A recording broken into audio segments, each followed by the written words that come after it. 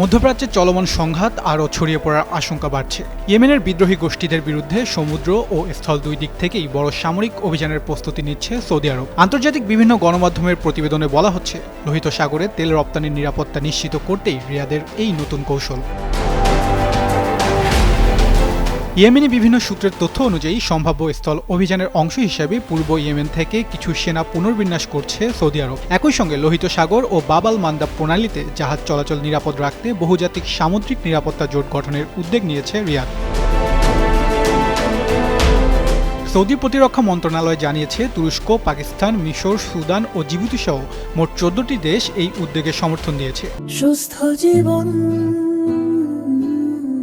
সুন্দর পৃথিবী। পাশাপাশি যুক্তরাষ্ট্র, জার্মানি, ফ্রান্স, যুক্তরাজ্য ও ইতালিকেও জোটে যোগ দেওয়ার আহ্বান জানানো হয়েছে।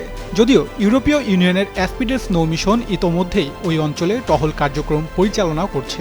এদিকে ইরান সমর্থিত ইয়েমেনের বিদ্রোহী গোষ্ঠীটি নিজ দেশের রাজধানী সানা এবং লোহিত সাগর উপকূলের বড় অংশ নিয়ন্ত্রণ করছে। গত 20 জুলাই তারা সৌদি জাহাজের ওপর অবরোধের ঘোষণা দেয়। তবে সব জাহাজ থেকে টোল আদায়ের পরিকল্পনার অভিযোগ অস্বীকার করেছে বিদ্রোহীরা। ইয়েমেনের বিদ্রোহী গোষ্ঠীর দাবি, তাদের দেশের উপর সৌদি আরবের অবরোধ প্রত্যাহার করা হলে তারাও সমুদ্রপথের অবরোধ তুলে নেবে। উত্তেজনা আরও বাড়ায় গত 25 জুলাই বিদ্রোহী গোষ্ঠীটির দাবি করা হামলা। তাদের ভাষ্য অনুযায়ী সৌদি আরবের পূর্বাঞ্চলের তেলক্ষেত্র থেকে ইয়ানবু বন্দরে যাওয়া তেল পরিবহন অবকাঠামো লক্ষ্য করে হামলা চালানো হয়েছে। এর জবাবে ইয়েমেনের বিদ্রোহীদের নিয়ন্ত্রিত হোদেইদা বন্দরে বিমান হামলা চালায় সৌদি বাহিনী।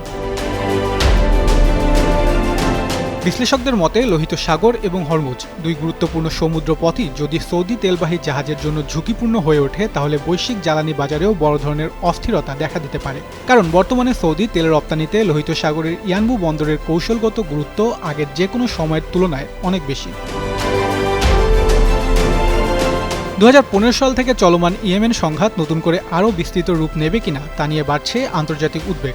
বিশেষজ্ঞদের আশঙ্কা, কূটনৈতিক সমাধান না এলে এই সংকট শুধু মধ্যপ্রাচ্য নয়, বৈশ্বিক জ্বালানি সরবরাহ ও আন্তর্জাতিক বাণিজ্যেও বড় প্রভাব ফেলতে পারে।